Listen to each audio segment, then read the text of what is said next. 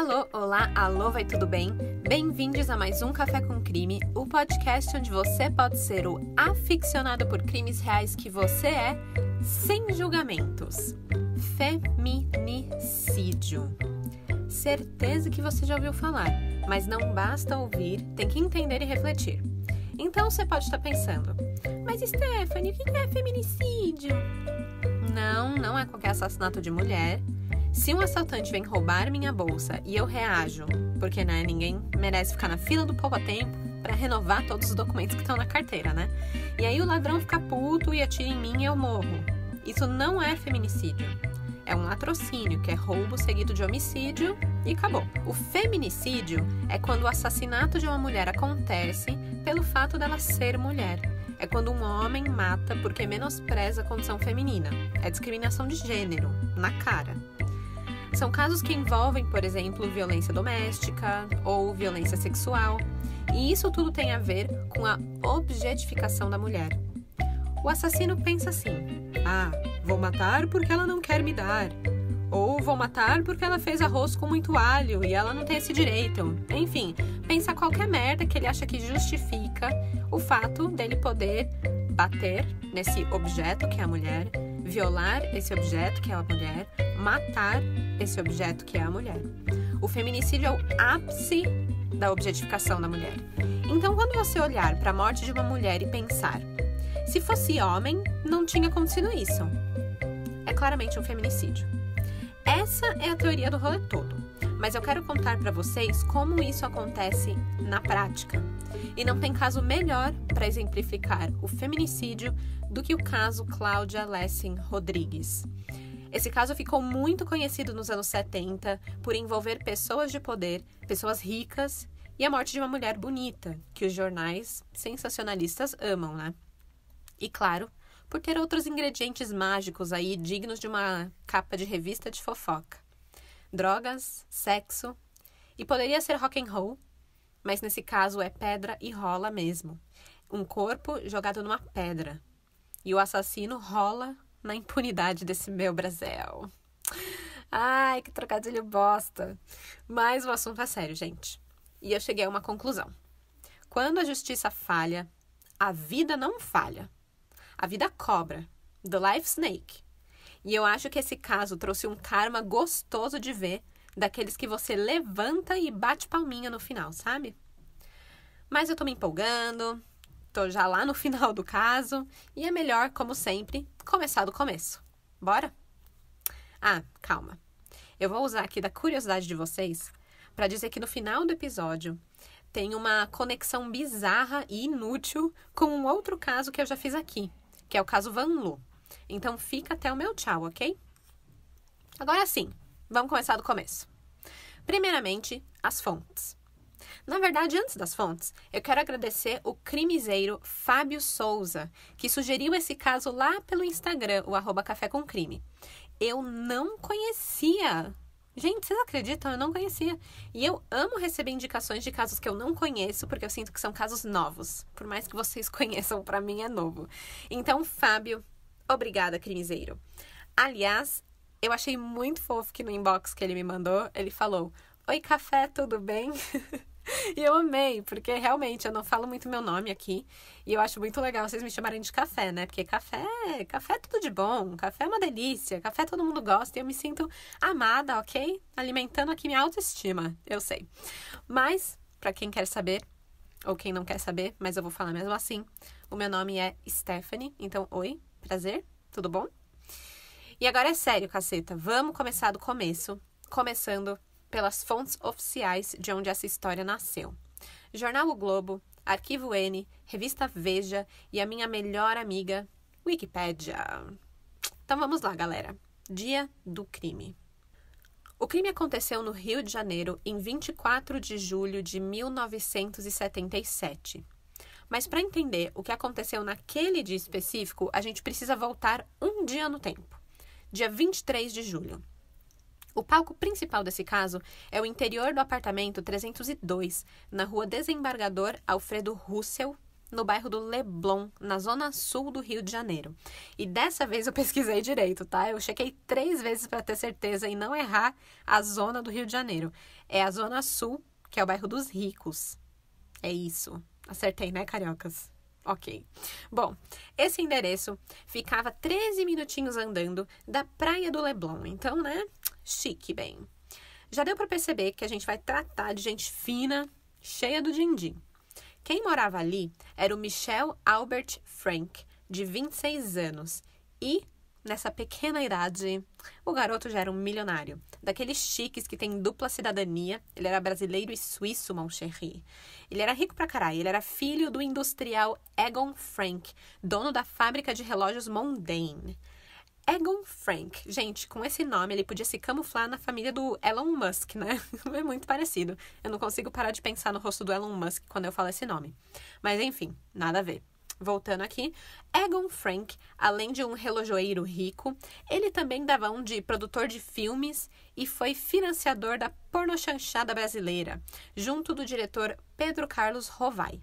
Eles lançaram Adultério à Brasileira, em 1969, Os Mansos, em 1973 e Gente Fina é Outra Coisa, em 1977.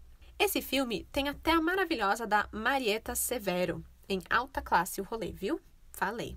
E foi na premiere desse último filme, O Gente Fina é Outra Coisa, que foi no Hotel Meridien, que o Michel e a Cláudia se conheceram. Isso porque a Cláudia era namoradinha, na época, do diretor do filme, o Pedro Rovai. Além disso, ela também era irmã de uma atriz chamada Márcia Rodrigues, que ficou super conhecida como a Garota de Ipanema, depois de fazer o papel principal do filme, que foi baseado no samba do Tom Jobim e do Vinícius de Moraes. O Michel Frank, o filho do Egon, ele comparecia às premieres do pai, porque ele não é bobo nem nada, né? Queria estar bem relacionado. Além, é claro, que ele tinha o seu próprio negócio para sustentar. Ele era um mini traficante de cocaína ali da alta classe do Rio de Janeiro. Pois é, cheirador de pó, confesso, desde os 16 anos. E aí, 10 anos depois, agora com 26, ele tinha subido de nível para traficante. Mas ele não era líder de uma boca de fumo nem nada. Era nos altos rolês. Ele pegava, fazia os contatinhos nessas premieres e enfim, e depois convidava a galera para ir pro apartamento para participar de uma festa que seria regada a álcool e drogas. E alguns até dizem que rolavam orgias. Bom, na premiere do Gente Fina é Outra Coisa. O Michel diz que não chegou a conversar com Cláudia naquele dia. Mas pensa só, para ele não ter conversado com ela e estar cercado de artistas, gente famosa, e ele lembrar dela, é sinal que chamou a atenção, né? Certeza que ele ficou de olho nela.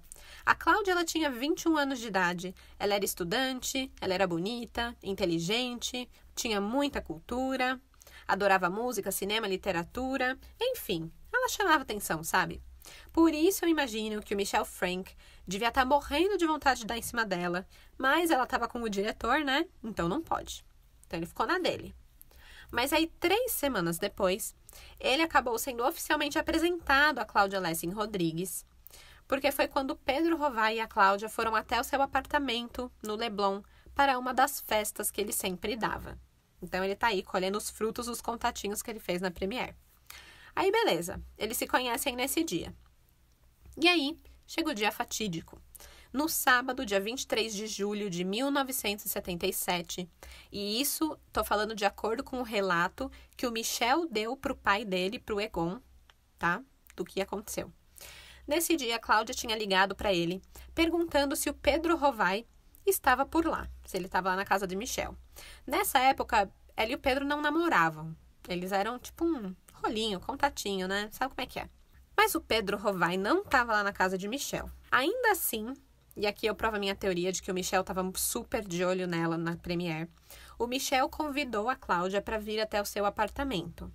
Ele ainda na cara de pau falou para ela trazer uma amiga, pois ele estava acompanhado do seu brother George Cour. Então foi basicamente um convite para um double date ali na cara dura. E isso que a Cláudia ligou perguntando de outro homem para ele, né? Mas tudo bom. A Cláudia estava com uma amiga chamada Denise. E as duas saíram de casa naquela noite por volta das 10. Porém, no meio do caminho, a Denise preferiu ir para um outro rolê em Ipanema e a Cláudia foi deixada no Leblon sozinha. Eu acho que a Cláudia devia estar muito afim de saber se realmente o Pedro Rovai estava lá com o Michel. Ou, sei lá, talvez ela estivesse interessada um pouquinho no Michel, vai saber, mas eu duvido. A real é que não se sabe por quê, mas ela acabou indo sozinha pro apartamento do playboy traficante do Leblon. Quando ela chegou, Michel e Jorge estavam em companhia de Daniel Labelle e do casal Carlo e Bernadette Simonelli. Jorge vai ser um personagem importante, então eu vou fazer uma pequena pausa para falar dele. Jorge Cour era libanês, ele era um cabeleireiro das ricaças, ele tinha um salão no Hotel Le Méridien, que era um luxuoso hotel 5 estrelas de Copacabana, e hoje, lá nesse local onde era esse hotel, é o Hilton Rio de Janeiro Copacabana, então chique no último. E era de lá que Jorge Cour escovava muitas madeixas de socialites cariocas. Então, esse é Jorge. Voltando pro dia da festa. Quando Cláudia chegou no AP do Michel, eles estavam jogando baralho, valendo grana, bebendo e se divertindo. Como é bom ser jovem, né? Eu ia amar um rolê desses antes da quarentena, mas o isolamento me fez dizer coisas como: ai, acho que vai ficar muito tarde se a gente sair às 7 da noite, né? Tipo, eu descobri que meu lado idoso e caseiro tá ganhando forças tão grandes que vai precisar de super-heróis pra combater minha preguiça e a vontade de sair de casa quando as coisas se normalizarem. Mas, enfim, voltando pro caso. Gente, tô dando muitas voltas hoje. Vamos lá, voltando pra Cláudia. O que dizer de Cláudia? É o seguinte, ela era uma mulher muito enérgica, muito divertida e ela curtia festa. E, gente, estamos nos anos 70, tá? O que isso quer dizer? Drogas. Drogas. Era tipo, respirou, drogas. Olhou pro lado, LSD. Olhou pro outro, maconha. Sabe como é, né? E a Cláudia, ela já tinha provado uma droguinha aqui, outra ali. Tudo pra experimentar, ver como é. Tudo pela ciência, né? Mas ela não era nenhuma viciada, nem nada do tipo. E aí tá lá a Cláudia, no apartamento do Michel, que é um conhecido traficantezinho. E ela senta lá, tá vendo ele jogando baralho e etc. E parece que ela ficou perguntando muito sobre o jogo, porque ela não conhecia e tava lá sozinha. Começou a beber um vinho, bebeu uma cerveja. E aí daqui a pouco ela foi perceber que foi uma péssima escolha ter misturado. E aí o Michel conta que ela começou a passar mal. E, gente, essa aqui, só pra deixar claro, é a versão do Michel sobre o que aconteceu naquela noite, tá? Dentro do apartamento. Pra ser mais clara, essa foi a versão que ele contou pro pai Egon Frank depois que deu merda. Aí ele foi correndo pro escritório do papi pedir ajuda e contou o seguinte. Que Cláudia começou a passar mal por ter misturado bebida. E aí o Michel, dando uma de gentleman, a acompanhou ao banheiro, onde segurou os cabelos da senhorita para que ela pudesse invocar o Hugo e vomitar as tripas. Mas essa é missão de amiga de banheiro de balada, né? Então, a Bernadette Simonelli, que também estava na festa, foi cumprir esse papel. Aí o Michel voltou pro jogo de cartas e as duas ficaram no banheiro tentando, né, dar aquela aliviada no estômago. Depois de um tempinho, a Cláudia se sentiu melhor e disse que o mal-estar tinha passado. E nada como uma maconha para acalmar o corpo depois de um episódio desses, né? Pois é. De acordo com o Michel, a Cláudia voltou à sala e disse: quero puxar fumo. Acho que quando o Michel estava contando isso pro pai, ele não quis falar maconha pro senhor todo-poderoso Egon e disse que era fumo. Mas outras versões dizem maconha. Bom, acontece que o Michel não curtia o cheiro da maconha, só da cocaína, seletivo, rapaz. Então ele pediu pra Cláudia ir fumar num dos quartos bem longe dele para evitar que os cabelinhos dele ficassem cheirando a maconha. Bom, lá se foi Cláudia. E aí não demorou muito para ela voltar e pedir outras coisas pro Michel. Esse outras coisas, que ele quis dizer implícito aqui, era cocaína. Aí, casualmente, Michel fala pra ela entrar no primeiro quarto, que era o quarto dele, e que lá ficava o self-service da maconha, da cocaína. Né? Tipo, fique à vontade aí, cheira o quanto você quiser. De acordo com o Michel, ele continuou na sala jogando, mas aí eles trocaram baralho por um jogo de gamão. Mano, você consegue imaginar uma festa com cocaína, bebida e a galera jogando gamão? Tipo, que porra é essa? Mas então, por que não, né? Bom, aí o Jorge Cour resolveu ir ao banheiro e voltando do banheiro ele passou pelo quarto e viu Cláudia deitada de lado, totalmente nua. Eu só fico imaginando a Cláudia perdida nesse rolê, onde ela não conhecia basicamente ninguém. E aí ela provavelmente tinha ido procurar o crush dela, né? E aí ela vai parar nua na cama. Do nada. Gente, sentido não há. Mas continuando essa versão do Michel, acabou que os convidados começaram a vazar. Então o casal Simonelli foi embora e o Daniel Labelle se retirou para o quarto dos hóspedes para nanar, porque ele já tinha passado do ponto. Eis que sobra Michel e Jorge. E aí eles tiveram a brilhante ideia, de qualquer macho escroto, de fazer uma visita a Cláudia, que estava nua no quarto. De acordo com Michel, os dois foram lá com a intenção de fazer sexo a 3, um homenagem. Mas, como eles tinham cheirado muito pó e bebido demais, não conseguiram ereção. Então, basicamente, foi tipo o Michel contando isso pro pai, né? Então, pai, eu queria estuprar uma mulher inconsciente que estava deitada nua no meu quarto, mas eu não consegui ficar de pau duro. Poxa, que pena. Mano, tipo... Eu falei que vocês iam passar raiva com esse caso e eu já estou revoltada. E estamos só no começo. Calma que tem mais. Aí o Michel fala que do nada a Cláudia desaba da cama com sinais evidentes de overdose. O corpo tremendo, os dentes trincados, a boca totalmente fechada. E aí ele e Jorge Cour fizeram de tudo para salvá-la. Michel enfiou a mão na boca dela para evitar que ela enrolasse a língua e nisso acabou machucando a mão com as dentadas dela. Enquanto isso, Jorge tentava reanimá-la, aplicando choques elétricos com o fio desencapado da luminária. Mano, tipo, é sério? É sério isso? Quem que pensa, olha, uma pessoa em overdose, deixa eu desencapar uns fios aqui da lâmpada pra dar choque nela? Mano, quem pensa nisso? Ninguém pensa nisso. E ainda que tava bêbado e drogado, então até ter esse raciocínio de desencapar um fio de uma lâmpada pra dar um choque pra reanimar... Não, amigo, forçou a barra. Bom, com essa comoção toda, o Daniel Labelle acabou acordando e foi ver o que estava acontecendo. Quando ele chegou na porta do quarto do Michel, ele viu uma cena que ele descreveu como sendo um homenagem à Trois. A Trois. Os dois homens peladinhos como vieram ao mundo e a Cláudia nua na cama. Mas aí, Jorge viu que Daniel estava ali e gritou: Elle est mort! Elle est mort! Enfim, é francês para ela estar morta. Jorge e Michel pediram a ajuda de Labelle. O que eles deveriam fazer naquela situação? Mas o Daniel se apavorou, se vestiu e, picou a mula, saiu de lá. O único conselho que ele deu é que eles deveriam ligar para a polícia. Mas Michel se negava a fazer isso, porque ele não podia se envolver com a polícia. Tinha muita droga na casa. Então, o que ele fez? Decidiu se livrar do corpo. Bom, esse é o relato do Michel. Imagina que você é o Egon Frank, ouvindo seu filho relatar tudo isso. O que você faz? O Egon estava meio desconfiado e pediu para ele prosseguir. Ok, você fez merda, meu filho. Mas e aí, o que você fez com o corpo? O Michel continua contando que ele e Jorge passaram um pente fino no apartamento, tirando todas as drogas possíveis de vista. Mas aí, eles já estavam cansados e drogados e bêbados e sem dormir, estressados, e o Michel ainda tinha ingerido o comprimido de Mandrix, que é um sedativo, e ele acabou capotando. Mano, capotando. Como que você capota com um cadáver no seu quarto? Como? Pois é, tem louco pra tudo, né?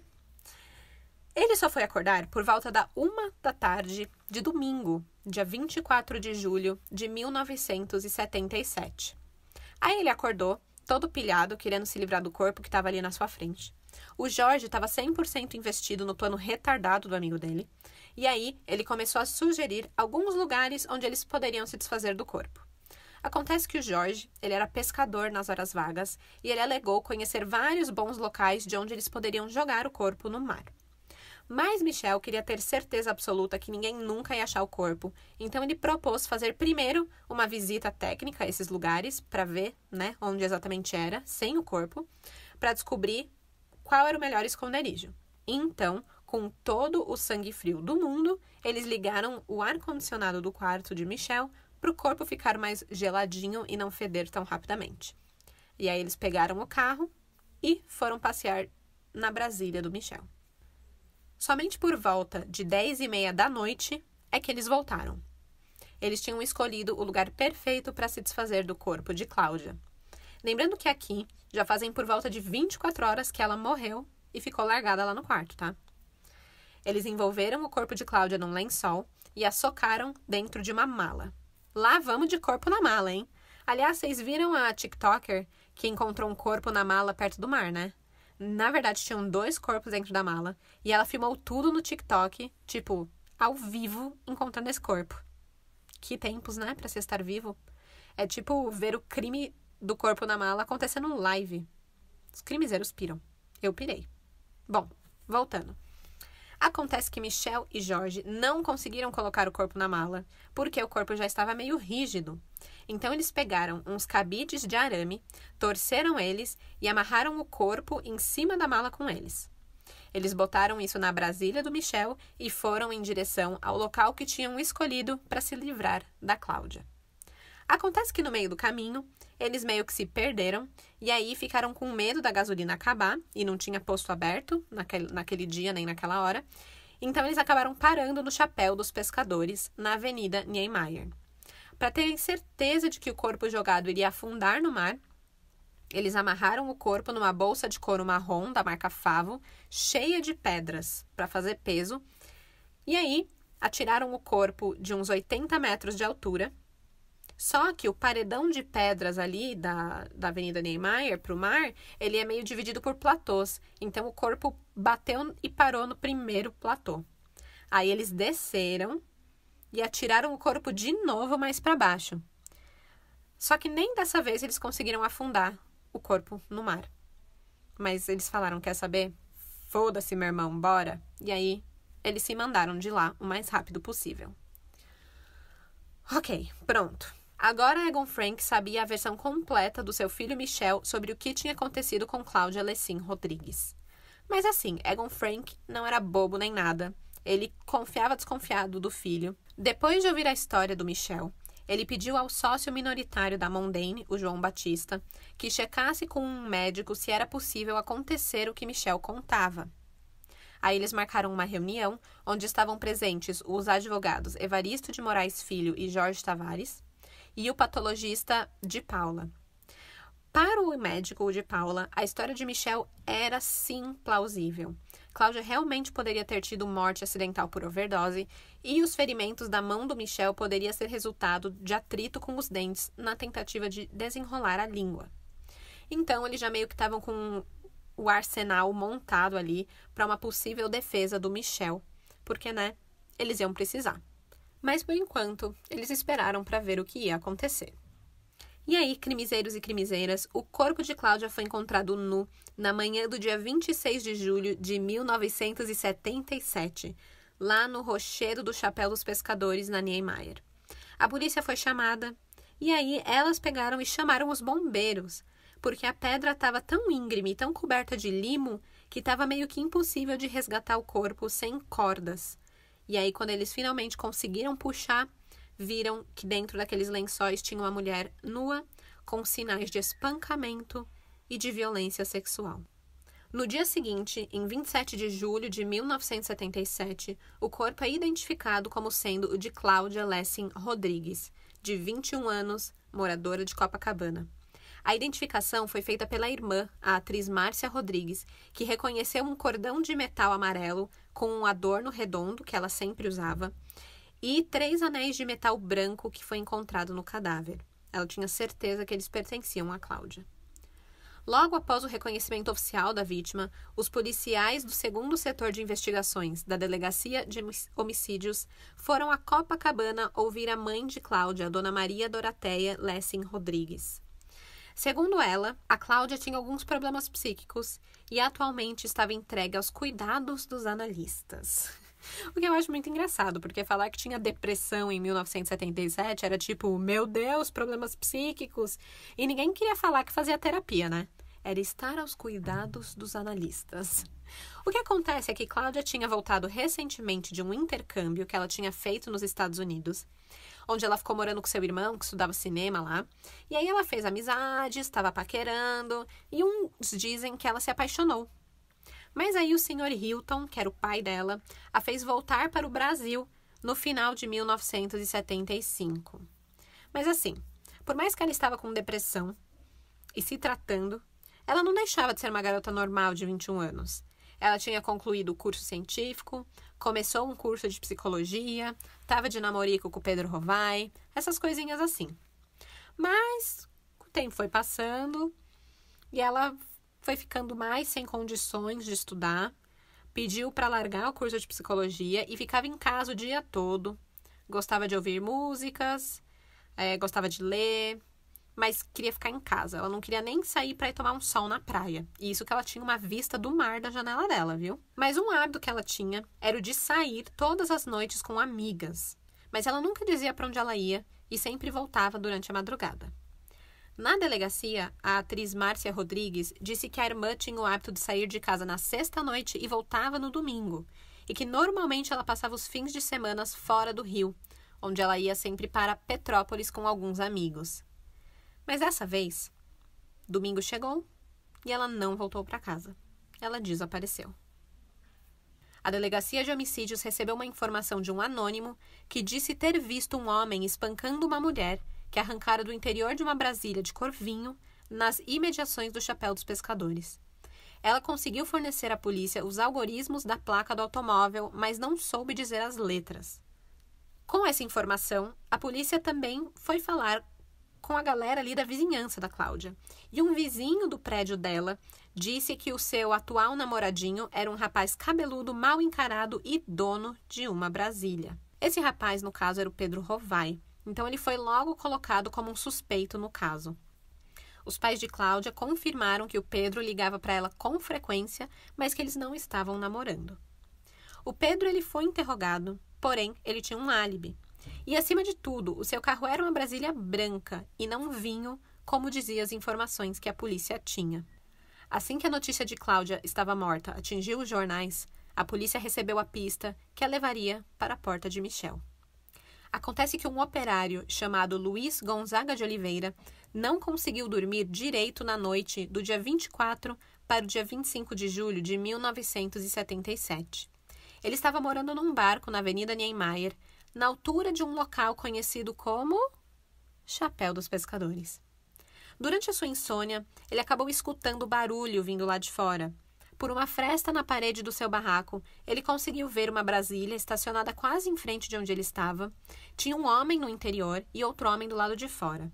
Ele conseguia escutar vozes masculinas e observou então que o homem que estava sentado no banco da frente pulou para o banco de trás, enquanto o outro parecia tirar alguma coisa de dentro do porta-mala. Luiz Gonzaga de Oliveira percebeu os dois homens se afastarem da Brasília, carregando uma grande mala, e foram em direção a um ponto mais baixo da encosta. Ele saiu então do barraco e se aproximou do carro, porque crimiseiro como ele já estava desconfiado, já ficou curioso. E aí, como um bom crimiseiro também, ele anotou o número da placa da Brasília e as letras. Ele memorizou. SX5964. Aí, beleza, ele voltou para o barraco e foi dormir. Quando ele acordou, às 4h30 da manhã, que era um horário que ele sempre acordava, ele contou o que tinha acontecido para os colegas e propôs que eles fossem até as pedras verificar se tinha acontecido alguma coisa. Mas os colegas não se empolgaram nada, falaram que devia ser uma macumba, para ele ficar tranquilo. Mas o Luiz resolveu fazer uma inspeção por conta própria. Porém, ele não encontrou nada de anormal. Mas a cena ficou lá na cabeça, sabe? Quando fica te incomodando. Então, quando foi noticiado que havia encontrado um corpo ali no Chapéu dos Pescadores, ele tinha certeza que tinha presenciado o descarte do corpo. Então, ele logo ligou para a polícia e em seguida para a Rádio Globo, né? Porque, claro, notícias. E passou a placa do carro. E aí, com a placa revelada, a polícia descobriu que a Brasília estava registrada em nome da imobiliária suíça. E o dono da imobiliária era Michel Frank. No dia 29 de julho de 1977, 3 dias depois de terem encontrado o corpo, os policiais revistaram o apartamento de Michel, mas nada encontraram. Nem mesmo Michel. O que ele deixou para trás foram 2 malas de couro e um par de sapatos marrons sobre a cama. Uma das malas estava cheia de roupas, indicando que o Michel viajou às pressas, esquecendo até as roupas para trás. De acordo com Egon Frank, ele estava em São Paulo e logo voltaria. Curiosamente também, o detetive Jamil Varvar deu de cara com 2 pintores que estavam reformando o apartamento de Michelle desde a semana passada. Então, se aquela tinha sido uma cena de um crime, não tinha mais como saber. Com o nome de Michelle e George Kurz como principais suspeitos pela morte de Cláudia Lessing Rodrigues, o senhor todo-poderoso Egon Frank começou a mexer os seus pauzinhos. Para conseguir comprovar que a versão de história de Michelle era verdadeira e que Cláudia tinha morrido de overdose, o advogado de Egon Frank, o Evaristo, ele tomou conhecimento do laudo cadavérico. Segundo o laudo, transmitido pelo diretor do Instituto Médico Legal, Cláudia foi morta por contusão na cabeça, com hemorragia subdural e asfixia provocada por esganadura, ou seja, levou uma porrada e depois foi enforcada. A versão de Michelle não se sustentava. Fake news. Mesmo assim, a história de Michelle caiu na mídia. Cláudia Lessing Rodrigues passou a ser tratada pelos jornais como uma drogada e, de acordo com a mãe da menina, a Dona Maria, retratavam ela como uma prostituta quase. Aliás, naquele ano, surgiu uma campanha antidrogas que estampava em outdoors o nome Cláudia Lessing Rodrigues e embaixo, escrito em grandes letras, o slogan que todos os pais não esqueçam desse nome. Era tipo, lembrem dessa drogada aqui, de como ela morreu de overdose, para manter seus filhos longe das drogas. Um grande absurdo, pois a mídia não poderia ter errado tanto assim sobre Cláudia. Ela, na verdade, como eu comentei, era uma pessoa bem normal. Era filha de um casal classe média alta, o comandante Hilton e a dona de casa Maria. A Cláudia sempre teve de tudo, bons princípios, educação, estudava em escola particular, ela adorava música, adorava ler, adorava cinema. E ela morava com a família desde criança, numa rua na esquina da Avenida Atlântica, com uma bela vista para o mar. Ela tinha seus amores e desamores, depressão, barzinho, balada. Basicamente, podia ser a vida de uma garota qualquer de 21 anos, de classe média, né? Eu achei bastante clichê, assim, bem básica, bem de boas. Mas não era o que a mídia estampava nas capas. Afinal, de acordo com Michelle, ela morreu em uma festa regada a drogas e tinha feito uso de tudo o que podia: cerveja, vinho, maconha e cocaína. O jornal Diário do Paraná chegou a publicar a seguinte manchete em 14 de setembro de 1977. Abre aspas. A confirmação. Cocaína e Mandrix matam Cláudia. George Kurz conta detalhes sobre a festa de embalo que terminou com a morte de Cláudia. Fecha aspas. Falaram isso como se fosse a maior certeza do mundo. O que o dinheiro não compra, né? Talvez não compre a felicidade, mas compra manchetes de jornais e a impunidade de muito bandido. Acontece que um detetive muito ligeiro, aquele que visitou o apartamento de Michelle, o Jamil Varvar, ele desvendou o que realmente aconteceu depois de 48 horas que estava investigando o caso. De acordo com ele, o que os jornais falaram era tudo balela, uma mentira atrás da outra, que se for contada muitas vezes ganha status de verdade.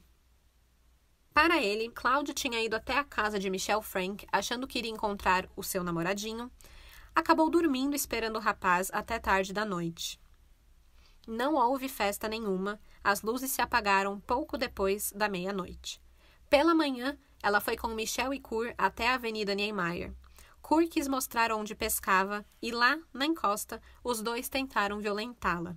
Ela resistiu e então os dois teriam estrangulado com as mãos e desferido pancadas na cabeça de Cláudia Lessing Rodrigues, causando-lhe a morte. Feminicídio. Com todas as letras. Não quer dar pra mim? Então você é um objeto, que não me serve de nada. Tá aqui a morte pra você. É simples assim que acontece. Bom, a versão do detetive ganha força quando uma testemunha ocular dá as caras. Em 7 de agosto de 1977, um pescador afirmou que viu Michelle, Jorge e Cláudia na noite do crime ali na Avenida Niemeyer.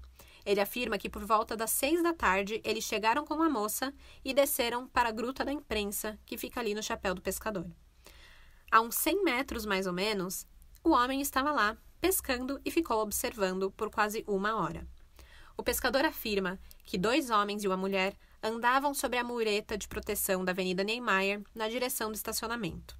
Eles estavam muito agitados, como se estivessem bêbados ou coisa parecida, mas não demonstravam qualquer hostilidade entre si. Em um dado momento, ficaram brincando de se equilibrar ali nos muros da gruta, que tem tipo uns 2 metros de altura e, mano, se você cai dali, você morre. Então, estavam buscando aventuras. De acordo com o pescador, eram umas 6h15 da tarde quando isso aconteceu. Só que aí, logo depois, começou a fazer uma ventania muito forte, o que fez com que o pescador saísse do barco e voltasse para a terra para poder ir embora.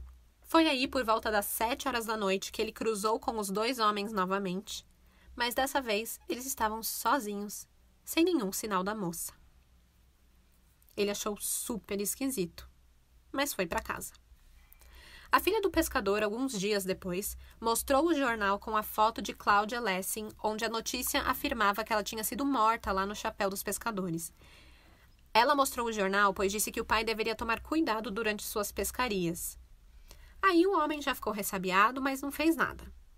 Dias mais tarde, o pescador viu nos jornais as fotos de Michelle e Jorge, e aí ele decidiu que deveria fazer alguma coisa para ajudar a esclarecer o caso. Foi aí que ele conversou com o jornal e contou tudo o que viu. O detetive Varvar afirma ainda que tem provas periciais de que Cláudia foi assassinada ali na Avenida Niemeyer e não no apartamento de Michelle, como afirma a teoria de defesa. E tem mais.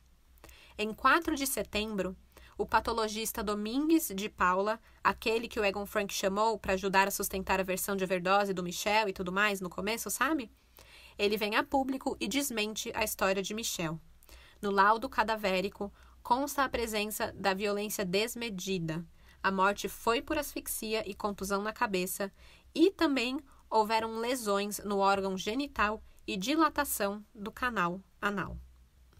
Bom, com todas as evidências do corpo e as testemunhas, a prisão preventiva dos 2 suspeitos, o Michel Albert Frank e o George Kur, é decretada em 6 de setembro de 1977.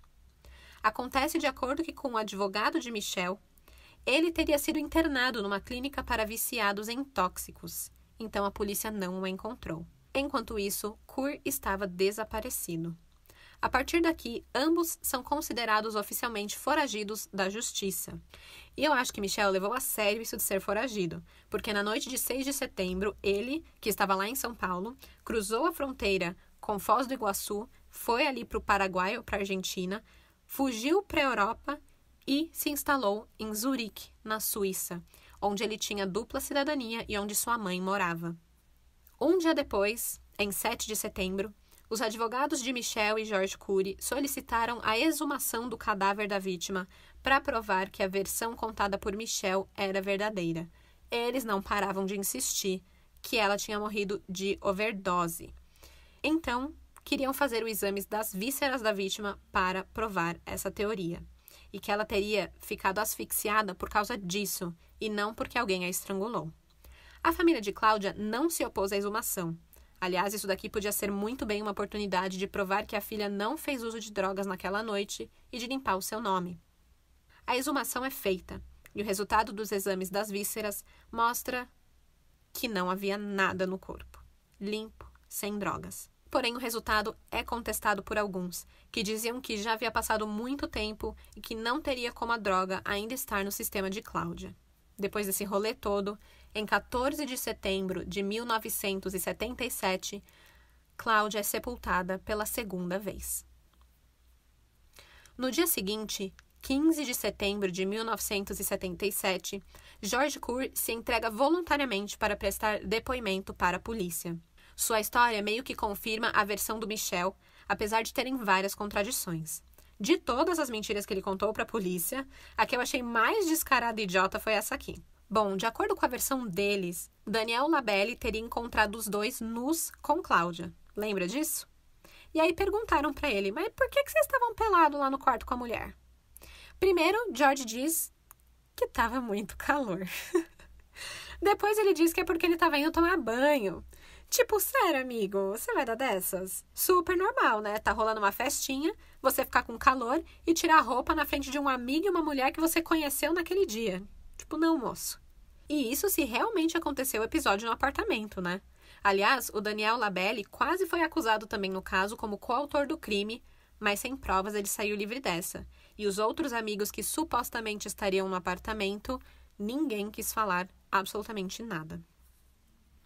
Bom, depois de um depoimento mega meia-boca do George Kurr, ele é preso preventivamente em setembro de 1977. Diante da repercussão do caso na mídia, o governo da Suíça prendeu Michel, mesmo sem um pedido oficial do Brasil. Mas ele não ficou muito tempo atrás das grades. O governo brasileiro não enviou os documentos pedidos pelos europeus e nem fez uma acusação formal. Ele recebeu esse passe livre pelo assassinato. Mas ele foi condenado por uso de tóxicos, pagando por isso uma pena de 2 meses de prisão na Suíça. E aí, meus crimezeiros? Pensa num ser que ficou com ódio. Esse ser sou eu. E mais ódio me deu ainda ver o Michel falando em uma entrevista ao jornalista Odin, pro Fantástico, que a prisão da Suíça é muito boa. É muito confortável, sabe? Tipo, o cara tava achando que tava de férias na prisão, né? Como eu não gosto de passar raiva sozinha, eu vou colocar o trechinho dessa entrevista aqui. Ex-Michel. E os teus dias na prisão, como é que foi? Na prisão, a prisão aqui é muito humana. Os guardas, por exemplo, lhe tratam de senhor. Uma vez eu fui algemado uma vez e ainda por engano, e o guarda ainda me pediu desculpas depois. Pois é, amados, não é um cara de pau? Com essa vozinha irritante que dá vontade de dar um tapa na cara? Enfim. Com isso, ele sai das férias na prisão da Suíça e vive em liberdade em dezembro de 1977. E aí ele ficou lá de boas, morando na Suíça, trabalhando no mercado financeiro e até dando entrevista para televisão. E, gente, ele nunca parou de dizer que era inocente. Aliás, fiquem revoltados novamente comigo ao escutar a voz desse ser desumano. Segue um trecho da entrevista que ele fez para a Globo. Michel Frank, você matou Cláudia Lessing Rodrigues? Não, eu não matei Cláudia Lessing Rodrigues. O Kurr não matou Cláudia Lessing Rodrigues. Ninguém matou Cláudia Lessing Rodrigues. Cláudia morreu de morte natural, infelizmente, devido a uma dose letal de cocaína. Mas ninguém matou Cláudia Lessing Rodrigues. Ninguém matou Cláudia. Se ninguém matou, como ela morreu? Gostaria de... É um assunto que me constrange muito de falar sobre isso, se você não insistisse. Mas eu estou insistindo. Cláudia morreu da forma que eu descrevi nos atos do processo. Ela teve uma crise e, de repente, ela estava... Queria que você descrevesse essa crise. Na posição sentada, ela, de repente, caiu para trás. O corpo em convulsões, principalmente a parte superior do corpo. A boca fechada, os olhos esbugalhados. Tudo tremendo. Em circunstâncias assim poderiam ocorrer. Os legistas brasileiros dizem que ela teve um traumatismo craniano em vida. Como é que você pode explicar isso? Eu não sou médico, Odilon. Eu não posso explicar do que eu não entendo. Como é que você... Enquanto ele continuava falando merda, mentindo e vivendo a vida boa na Suíça, o amiguinho dele, o George Kurr, era jogado no Brasil. Isso aconteceu apenas em dezembro de 1980, ou seja, quase 3 anos, um pouco mais de 3 anos, na verdade, do assassinato. Depois de 5 dias de julgamento, o júri absolveu George Kurr da acusação de assassinato de Cláudia Lessing Rodrigues, outro que saiu impune. Ele acabou sendo condenado apenas e por unanimidade pelo crime de ocultação de cadáver. Ele foi condenado a uma pena de 2 anos de reclusão, o que foi reduzido em 1/3 por ter sido uma tentativa frustrada de ocultação de cadáver. Então, acabou sendo fixada uma pena de apenas 1 ano e 4 meses de prisão. Como já fazia mais de 3 anos que o Kurr estava preso, o juiz que presidiu o julgamento determinou na própria sentença que se expedisse imediatamente alvará de soltura. Então, ali do julgamento, ele foi para a liberdade. Depois do julgamento, Márcia Rodrigues, a irmã da vítima, disse o seguinte, e é triste porque o que ela falou ainda soa muito verdadeiro hoje, sabe? Abre aspas. A gente não pode mais acreditar na justiça dos homens. No Brasil, todos os homens que mataram mulheres foram absolvidos. Não aguento mais tanta mentira, decepção, covardia. Fecha aspas. Márcia, infelizmente os casos de feminicídio não são tão diferentes hoje. Na época, o pai do Michel, o Egon Frank, ele foi muito acusado de ter pago a polícia, de ter pago a justiça e de ter chantageado todo mundo com a grana que ele tinha para poder livrar a cara do filho. Bom, o senhor Hilton Calazans, que era o pai da Cláudia, ele também deu um depoimento logo depois. Ele disse o seguinte, abre aspas, um dia, mais cedo ou mais tarde, ainda haverá justiça nesse caso. Michel e Kur são assassinos. Fecha aspas. E viu, ele tinha razão. O karma bateu a porta de Michel 12 anos depois. Acontece que a vida de Michel Frank foi só ladeira abaixo. Em 1981, o Brasil finalmente manda os arquivos do julgamento do Kur e tudo mais o que a Suíça precisava para ver se botava o Michel no lugar dele. Mas, novamente, ele é absolvido liminarmente da acusação de homicídio pelo juiz lá da Suíça. Para os suíços, o Brasil tinha feito um trabalho bem porco durante as investigações e não tinham provas concretas contra Michel. O próprio laudo cadavérico foi considerado superficial. Os suíços, que estavam acostumados a receber laudos super detalhados, com mais de 30 páginas, eles ficaram chocados de receber um laudo de 3 páginas do Brasil. Então ele ficou em liberdade na Suíça, mas ele não podia voltar para o Brasil. Grande bosta. Que castigo, hein? Tô na Suíça. Ai, que triste.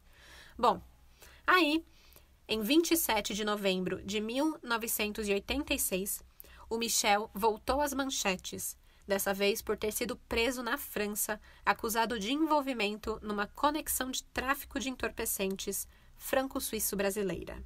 Tráfico internacional de drogas. E aí, em 1989, ele é encontrado morto na garagem do prédio onde morava em Zurique, com 6 tiros na cabeça e na parte superior do tronco. Pela posição do corpo e a localização das balas, a polícia suíça acredita que Michel viu o autor dos disparos. As balas foram disparadas frontalmente e, pelas características ali do assassinato, parecia ser uma execução feita por um assassino profissional. De acordo com os vizinhos do Michel, ele não era bem visto ali na vizinhança, ele estava constantemente drogado e frequentemente recebia visitas esquisitas em casa, que acredita-se serem clientes em busca de drogas. Por isso, há suspeitas de que o homicídio tenha relação com o tráfico de entorpecentes. Ou seja, ele não mudou de vida, não mudou quem ele era, não mudou nada, só mudou de país mesmo. O Michel Frank morava na cobertura de um prédio de 5 andares, onde eles pagavam um singelo aluguel de $2.000 por mês. Ele morava com a sua mulher, uma brasileira, e um filho. Mas, há 6 semanas depois do assassinato dele, a mulher e a criança desapareceram. Não se sabe se eles viajaram para o Brasil, não sabe o que aconteceu, não sabe se eles simplesmente queriam ficar longe do Michel quando perceberam que a treta ia comer solta, sabe? Mas esse é o fim de Michel. Falei que o karma batia? Falei que The Life Snake? Bom, sobre a morte de Michel, o seu pai, Egon Frank, não foi ao enterro. Nossa, ele devia estar puto, né? Puto, tipo, acabou, cansei, o filho só faz merda. O amigo e cúmplice dele, o George Kurz, quando ficou sabendo da morte, disse o seguinte: ele já morreu tarde, um alívio e muito mais do que merecido. Os pais de Cláudia soltaram um bem feito e um que bom quando receberam a notícia. E o comandante Hilton ainda completa o seguinte, abre aspas, com a morte de Michel surgiu uma justiça. Eu não acredito na justiça dos homens contra os poderosos e tenho certeza que por ela não se conseguiria nada. Fecha aspas. Mesmo com esse senso mínimo de justiça, Wilton e Dona Maria foram taxativos ao afirmar que o vazio deixado por Cláudia continuará a existir e ela não voltará por nada, nem com essa morte. Bem triste, né? Bom, o karma não foi tão pesado com o George, que também ficou em liberdade. Até 1989, George trabalhava de terça a sábado no salão J. Cis Cabeleireiro, no Hotel Meridien, lá no Leme. E depois, não sei de quanto tempo, mas depois de um tempo, ele perdeu o prestígio como cabeleireiro, perdeu a fama. Ele chegou a tentar abrir um salão em Niterói, mas desistiu e estava há mais de 10 anos vivendo em São Paulo. Segundo um parente dele, em 2015, ele estaria com problemas de saúde e sem condições de falar com a imprensa sobre o seu passado conturbado. Já o pai milionário Egon Frank, ele morreu em 2005. Bom, gente, como eu disse no começo, não dá uma sensação horrível de impunidade? Normalmente, e infelizmente, é isso que segue um feminicídio. Então agora, acho que ficou mais fácil de identificar um caso de feminicídio, né? Eu espero ter ajudado a elucidar esse termo para vocês. Importante ele não ser algo nebuloso, algo desconhecido ou algo que é visto como uma frescurinha, né? Tem que saber na prática como é e o que acontece, quem é afetado, e o caso da Cláudia mostra muito isso. E se você parar para pensar, você acha que se Cláudia fosse um homem, ela teria morrido daquele jeito aquela noite? Não teria, jamais. E sabe por que é tão importante falar disso agora? Porque os casos de feminicídio cresceram 22% em 12 estados brasileiros durante a pandemia. Quem passa esse dado é o Banco Mundial e o Fórum Brasileiro de Segurança Pública. É foda, né? Já parou para pensar em quem sofre violência doméstica e que está preso em casa 24 horas com seu agressor, sem conseguir pedir socorro?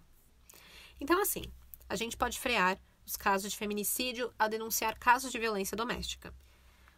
E, se você não sabe como, Disque 100. O Disque 100 é tipo um pronto-socorro dos direitos humanos. Você pode ligar lá e denunciar. E é literalmente 100, tipo 100. E funciona 24 horas. Além disso, claro, sempre tem o 190, que é a Polícia Militar. E também está rolando a campanha Sinal Vermelho contra a Violência Doméstica. A ação é voltada para as redes de farmácia de todo o país, né? Já que agora a gente basicamente sai de casa para ir ao mercado e na farmácia.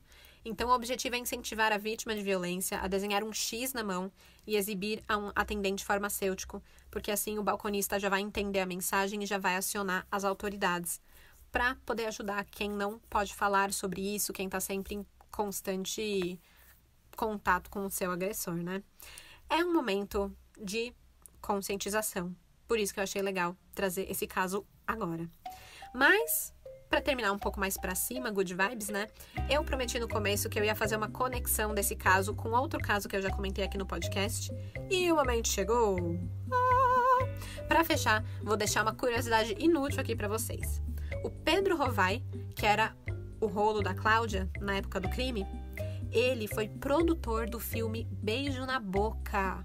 Eu já falei desse filme aqui no podcast antes e não sei se vocês se lembram por quê. Esse filme, ele foi inspirado no caso Van Lu. É muito louco, né? O mais louco é o cara que foi produtor de um filme inspirado em true crime, depois ele mesmo ser envolvido em um true crime que virou filme. O Cláudio Casalessin Rodrigues virou filme em 1979 com o título Caso Cláudia. Super criativo. E claro, o caso também virou livro, O Porquê Cláudia Lessin Vai Morrer, e até rendeu um prêmio ESSO para o jornalista Valério Meinel. Foi essa a curiosidade, gente. Gostaram? É isso. Esse é o caso Cláudia. Lembre-se de denunciar violência para não chegar a feminicídio. Lembre-se também de não usar drogas para não acabar que nem um Michel Frank da vida. E lembre-se, a vida cobra. Life Snake. Não faça merda, porque de desgraça já basta esse podcast. Tchau, tchau.